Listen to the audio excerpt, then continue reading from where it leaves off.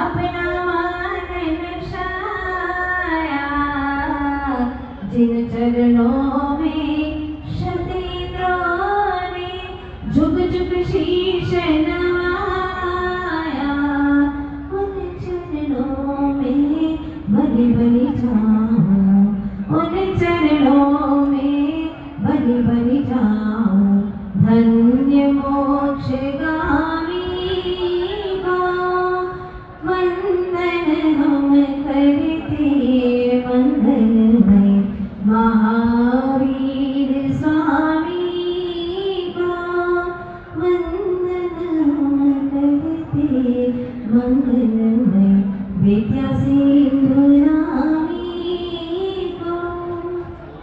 आदि तीर्थंकर श्री आदिनाथ भगवान की, वर्तमान शासन नायक श्री महावीर भगवान की जय हो, स्वामी की जय हो, आचार्य गुरुदेव विद्यासागर जी महाराज की, जय हो, आचार्य वरिष्ठी समय सागर जी महाराज की जय हो, वंदनीय गुरु मां पूर्णमती माता जी की, जय हो, वंदनीय आदिदास संघ की जय हो,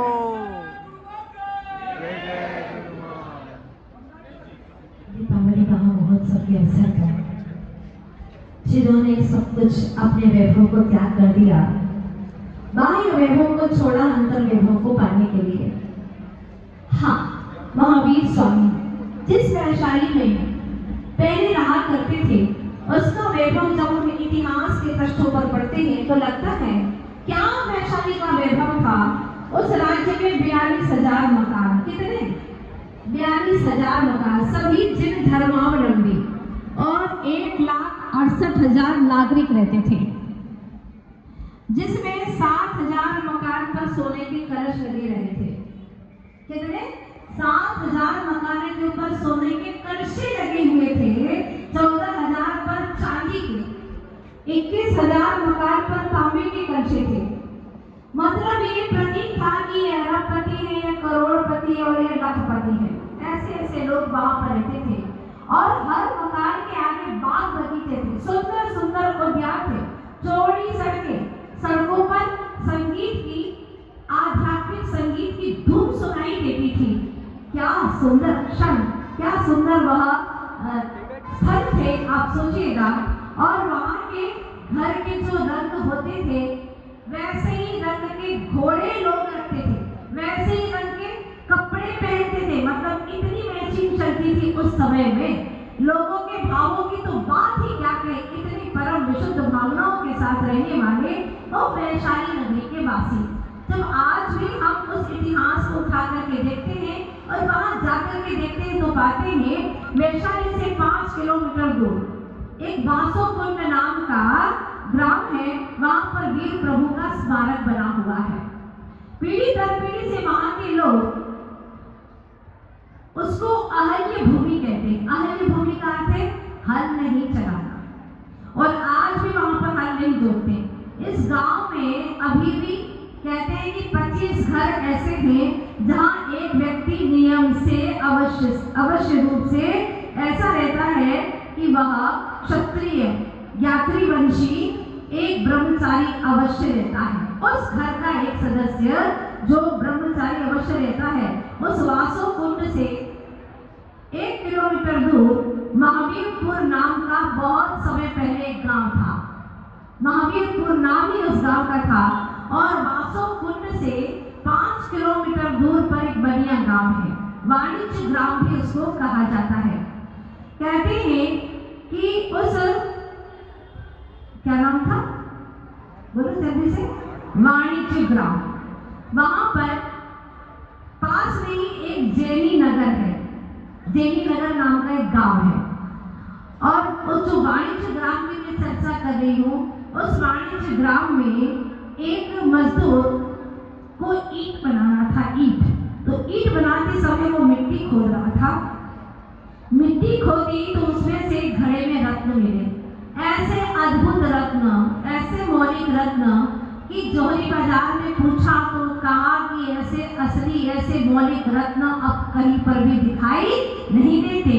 पता चला कि यह जो रत्न थे वह भगवान महावीर के जन्म के समय पर बरसे थे। देवों के द्वारा जो पंचाश्चर्य वो रत्न थे, और जिसके हाथ में ये रत्न आए उसकी तो बात क्या कहें। वो तो ऐसा अमीर व्यक्ति हो गया, आज भी यह इतिहास जाना जाता है। और वहां पर जब विवाह होता है तो निमंत्रण भेजने के लिए और वीर निर्वाण के दिन वहां पर दीपक अवश्य ही रखा जाता है, एक पत्रिका भी वहां पर अवश्य रखी जाती है। ये है वहां के वैभव की बातें। ऐसे वैभव को छोड़ करके महावीर स्वामी राजपाट वैभव छोड़ करके चतुर्थ काल में ही भवन से वनवासी हो गए, और उन्होंने ऐसा पुरुषार्थ किया कि आज के दिन ही वे बंध से निर्मुक्त हो गए, सारे बंधनों से मुक्त हो गए महावीर स्वामी।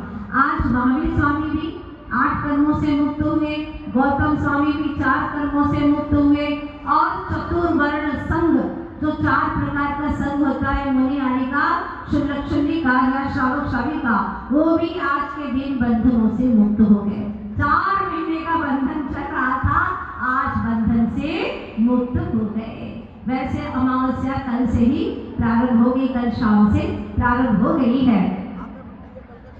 तो कई साधुओं ने कल भी निष्ठापन कर दिया है, भक्ति पाठ करके, यही हमारा निष्ठापन माना जाता है। अब प्रातः काल जब महावीर स्वामी ने मोक्ष को प्राप्त कर लिया, और उनके परम शिष्य परम भक्त कौन थे? गौतम स्वामी। हाँ, गौतम उनका गोत्र था। ऐसे इंद्रभूति आदि जो उनके परम शिष्य थे, अब क्या करें, हमारे भगवान तो चले गए और बिना भगवान के कैसे रहें। ऐसी विशुद्धि बढ़ाई, रोए नहीं, रोक शोक उनको नहीं हुआ। क्या किया? ऐसी विशुद्धि बढ़ाई उन्होंने कि अपने केवल ज्ञान के चक्षु खोल दिए, क्योंकि भगवान आपको देखे बिना मैं रह नहीं सकता हूँ, तो क्या करूं? ऐसी विशुद्धि बढ़ाई कि केवल ज्ञान चक्षु आज ही शाम को खुलने वाले हैं। गौतम स्वामी के प्रातः काल उनके भगवान को, उनके गुरु को मोक्ष हुआ, और शाम को शिष्य को केवल ज्ञान हो गया। भक्ति हो तो ऐसी हो कि हे गुरुदेव, आपके बिना मैं रह नहीं सकता, और उन्होंने केवल ज्ञान को प्राप्त कर लिया, और अपने केवल ज्ञान चक्षु से सिद्धालय में विराजमान महावीर स्वामी का दर्शन कर लिया। तो प्रातः काल लड्डू इसीलिए चढ़ाते हैं कि भगवान महावीर स्वामी को निर्वाण हो गया, और शाम ढले दीपक इसलिए जलाते हैं क्योंकि केवल ज्ञान प्राप्त हो गया। केवल ज्ञान का प्रतीक है दीपक, और निर्वाण का प्रतीक है लाडू। लाडू के अंदर बहुत सारी चीजें रहती हैं। कई शहरों पर पीले पीले लड्डू भी बना देते हैं ना। लड्डू में घी है तो वीर्य का प्रतीक है, अनंत वीर्य का प्रतीक है। शक्कर है, अनंत सुख का प्रतीक है। और जो केसरिया रंग है वो अनंत दर्शन का प्रतीक है। और जो गोलाकार है वो अनंत ज्ञान की व्याप्ति का प्रतीक है, सर्व व्याप्ति का प्रतीक माना जाता है। सारे प्रतीकात्मक केवल दीप केवल ज्ञान का प्रतीक है। श्रीफल चढ़ाना ये मुक्ति फल का प्रतीक है, और घर की सफाई, कर्मों की सफाई करने का प्रतीक है। वही खाता, लेन देन सारा समाप्त कर्मों से ये इसका प्रतीक माना जाता है। इस प्रकार से आपने बात बारस, ध्यान तेरस या कि धन्य तेरस, और कल की चतुर्दशी, काली चतुर्दशी भी इसलिए कहते हैं कि अमावस्या की, हाँ, पहले के दिन की वह चतुर्दशी है। और अमावस्या में उजाला करने वाले भगवान महावीर स्वामी का मोक्ष कल्याण सभी को विदित है। तो हमें भी बस ये भावना करना है, प्रभु हमारे भीतर में भी एक दीप अवश्य जले, सम्यक ज्ञान का दीपक जले। और दीपक जब जलता है तो हमें ज्ञान की याद अवश्य आती है। सुना था कि एक बार 4 दीप इकट्ठे हुए दिवाली की शाम को, और कुछ फुसर कर रहे थे। चारों दीप मिल करके आपस में बातें कर रहे थे। और मैंने भी सुना तो पहले ने बोला कि मैं तो सुंदर घड़ा बनना चाहता था, क्योंकि मुझे गर्मी बिल्कुल पसंद नहीं है, और मैं चाहता था कि बिल्कुल ठंडक बनी रहे मुझ में, तो मैं तो घड़ा बनना चाहता था, पर क्या करूं, दिया बना दिया मुझे। दूसरा कहता है दीपक, क्या करूं, मैं तो भव्य मूर्ति बनना चाहता था, लेकिन मुझे दीपक बना दिया। तीसरा कहता है कि मुझे पैसों से बहुत प्यार है, तो क्या बनना चाहता था, पैसों की गुल्लक बनना चाहता था, लेकिन मुझे तो दीपक ही बना दिया। इतने में चौथा जो दीप था वो विनम्रता के साथ में बोलता है कि एक राज की तुम्हें बात बताता हूँ। सबसे पहली बात तो ये कि जो तुम्हें चाह है वह पुरुषार्थ करो, और पुरुषार्थ करने पर भी ना मिले तो जो प्राप्त है वही पर्याप्त है, ये निश्चय करो। महत्वपूर्ण सूत्र दिया, जो प्राप्त है वह पर्याप्त है। अपने घर के द्वार पर लगा दो ये शुभ सूत्र, जो प्राप्त है वह पर्याप्त है। अगर ऐसा लिखोगे और जीवन में अमल करोगे तो कभी भी गलत काम नहीं करोगे और ईमान से पैसा कमाओगे। जो प्राप्त है वह पर्याप्त है, और फिर भी अगर नहीं मिलता है तो जो तुम्हें मिला है उसी में तुम पर्याप्त संतोष को धारण करो। और जीवन में कोई अवसरों की कमी नहीं है, और कई अवसर तुम्हारे जीवन में आएंगे, आगे बढ़ने का अवसर मिलेगा। तो फिलहाल जो तुम्हारे पास में है, अर्थात जो तुम दीपक हो, अभी तुम सबको रोशनी बांटो और आनंदित रहो। कितनी अच्छी बात कही उस चौथे दीपक ने। फिलहाल तुम रोशनी बांट सकते हो तो रोशनी बांटो। हमारे जीवन में भी ये बात आना चाहिए कि हम जो वर्तमान में कर सकते हैं उसे पूरी तरह से करें, पूरे ईमान से करें। अगर ऐसा होता है तो यकीनन हमारे जीवन में बहुत कुछ परिवर्तन आएगा। ये दीपक सामान्य नहीं है। कभी आपने सोचा दीपक क्या है? धरती, पृथ्वी है ना, माटी है वह, तो दीपक क्या है? मिट्टी का, अर्थात धरती। और लोग क्या है? सूरज का प्रतिनिधित्व करने वाला प्रकाश। लोग क्या है?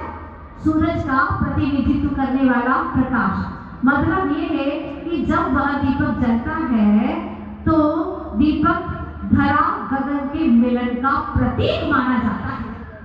दीपक धरा और गगन के मिलन का प्रतीक है, आत्मा और परमात्मा के मिलन का प्रतीक है। मैं धरा हूँ, तुम गगन हो। प्रभु कैसे मिलन करूं? ये दीप है, मैंने एक माध्यम चुना है, इसके माध्यम से मैं प्रभु आपसे मिलूंगा। लेकिन कैसे मिलूंगा? जब तक अपने पापों को विनाश नहीं करेगा, अपने पापों को नहीं मिटाएगा, तब तक प्रभु से मिलन हो नहीं सकता। एक जिज्ञासु ने गंगा से पूछा कि तुम पापियों का मेल क्यों धोती रहती हो? एक भजन भी बन गया, संगीत भी बन गया, सुना मैंने। राम तेरी गंगा मेरी हो गई, पापियों के पाप धोते धोते, है ना। तो उसने पूछ लिया कि गंगा, ये मैया, तुम सब पापियों का ये मेल क्यों धोती रहती हो? तब उस गंगा ने बड़ा अच्छा जवाब दिया, सुनो, मैं पापियों का मेल धोती होती नहीं हूँ, उसके मेल को मैं समुद्र में फेंक देती हूँ। अच्छा, समुद्र में डाल देती हो तुम? अच्छा। और समुद्र से पूछा और कहा कि तुम समुद्र, हे समुद्र, तुम क्या करते हो इस मेल को इकट्ठा करके? उसने कहा, मैं कोई इकट्ठा नहीं करता, मैं तो सब बादलों को दे देता हूँ, सब बादलों को दे देता हूँ सारा मल। फिर बादल से पूछा गया कि तुम क्या करते हो सारे मल को, सारे मेल को? तो बादलों ने कहा, देखो, मैं उन्हीं के सर पे बरसा लेता हूँ, जहाँ से आया है उसी के माथे पे बरसा लेता हूँ। मतलब जो जैसा करता है वैसा ही फल पाता है। यही प्रकृति का नियम है। इसलिए सावधान रहो। समय आपका काफी हो चुका है। मैंने आपसे कहा था कि 9:30 तक लगभग मैं आपको यहाँ से अवकाश दे दूंगी। कोई बात नहीं, 15 मिनट ज्यादा हो गया है। तो आप सभी से मेरी एक गुजारिश है कि 4 महीने ऐसे बीते हैं बहुत आनंद के साथ में, और जिन लोगों ने तन मन धन से कितनी आगे होकर के जैसे कि राशि जमा करने के लिए आतुर हो रहे लोग, आज आपने देखा किस तरह से इनकी उत्कृष्ट भावनाएं, प्रथम द्वितीय लाखों की बोलियां बोल करके पहले मैं दूं, ऐसी होने लगी है यहाँ पर। ये है उत्तम दाता, उत्तम भावना वाला। और चातुर्मास का यही सफलता है कि तन मन धन से पूरी तरह से अपने उपयोग को लगाते हुए धर्म ध्यान करते रहे। और देखते ही देखते चातुर्मास का आज अंतिम दिन आ गया। अब हम यहाँ से निर्बंध हो गए हैं, अब हमारा कोई बंधन नहीं है। फिर भी कुछ लोगों ने हमें भावना से श्रीफल चढ़ाया है कि माता जी अष्टमी का पर्व करके ही जाए, तभी 4 महीने पूरे होंगे। अभी तो 3.5 महीने हुए हैं, तो हमने भी वहां से संकेत पा लिया है और अष्टमी का पर्व तक हम लोग यहाँ पर आनंद से सिद्ध चक्र की आराधना करेंगे। अष्टमी का पर्व हो और कार्तिक मास हो, कार्तिक फागुन सार के सबसे पहले कार्तिक मास लिया गया है, बहुत पावरफुल, जिसमें हमारे महावीर स्वामी अंतिम तीर्थंकर ने मोक्ष को प्राप्त किया। ऐसे प्रभु ने मोक्ष को प्राप्त किया है। ऐसे महीने में अष्टमी का पर्व में साधु संतों के सानिध्य में अष्टमी का महापर्व का विधान सिद्ध चक्र का सर्वोत्कृष्ट सारी चीजें हैं। और फिर भी अगर आप न कर पाओ तो आप पुण्यहीन हैं, जन्म जन्म का पाप ही माना जाएगा। इसीलिए आज कैसी भी करके भावना बना लो कि अष्टमी का के 8 दिन में सारा जीवन एक तरफ और 8 दिन का पुण्य एक तरफ। श्रीपाद को कहीं से भी कोड़ कम नहीं हुआ, लेकिन जब सिद्ध चक्र महामंडल विधान किया, वर्षों का कुष्ठ रोग 8 दिन में समाप्त हो गया। ये है प्रभु भक्ति, सिद्ध भक्ति की महिमा। इसीलिए आप सभी से कहना चाहती हूँ, सभी के जीवन में कुछ न कुछ पाप रहते हैं, परेशानियां रहती हैं, इन सबसे मुक्त होने के लिए प्रभु की भक्ति करिएगा। तो आज बहुत सुंदर भजन आप लोगों के सामने रख रहे हो। कई लोग टकटकी लगाए सोच रहे कि माता जी आपने